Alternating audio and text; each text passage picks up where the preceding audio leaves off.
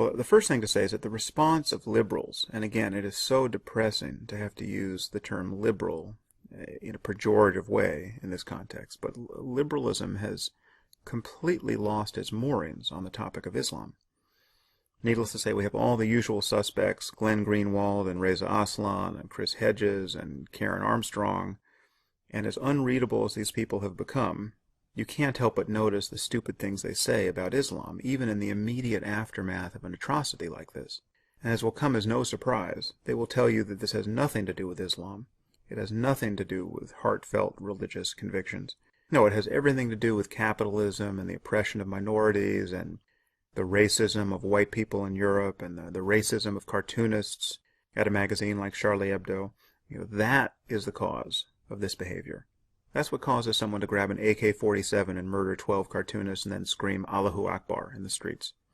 It is a completely insane analysis. Even if you grant everything that's wrong with capitalism and the history of colonialism, you should not be able to deny that these religious maniacs are motivated by concerns about blasphemy and the depiction of the Prophet Muhammad, and consider their behavior entirely ethical in light of specific religious doctrines. And it's a kind of masochism and moral cowardice and lack of intelligence, frankly, at this point, that is allowing people to deny this fact.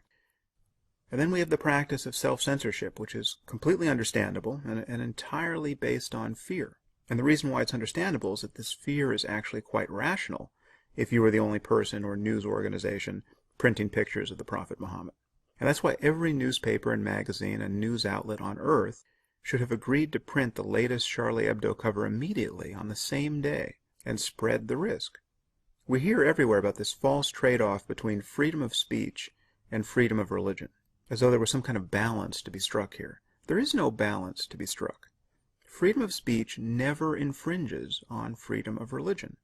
There's nothing I could say in this podcast about religion generally or about Islam in particular that would infringe upon someone else's freedom to practice his or her religion. If your freedom of religion entails that you force those who do not share it to conform to it, well, then that's not freedom of religion. We have a word for that. That's theocracy.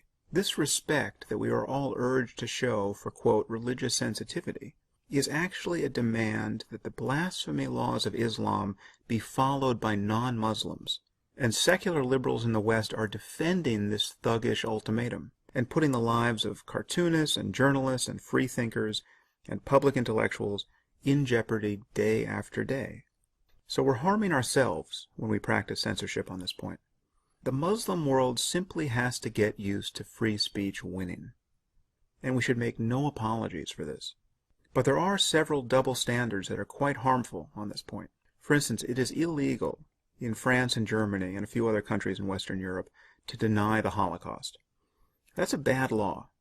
A person should be absolutely free to deny the Holocaust, which is to say he should be free to destroy his reputation, and others should be free to ridicule him and to boycott his business.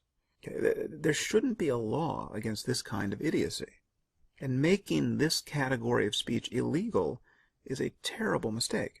And Islamists and liberals are using this mistake as a basis to condemn the so-called hypocrisy of all the people who are defending Charlie Hebdo at this moment.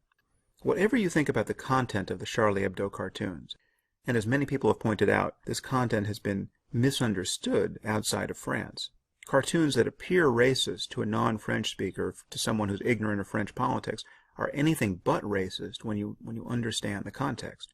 But even if you granted that most of these cartoons were racist and therefore offensive, you have to concede that protecting this speech becomes important when you have one group of people, quote, radical Muslims, who are responding to this offense with credible threats of murder in every country on earth. We can't give in to this. So here's one sign that a person, whether he's on the left or the right politically, has completely lost the plot here.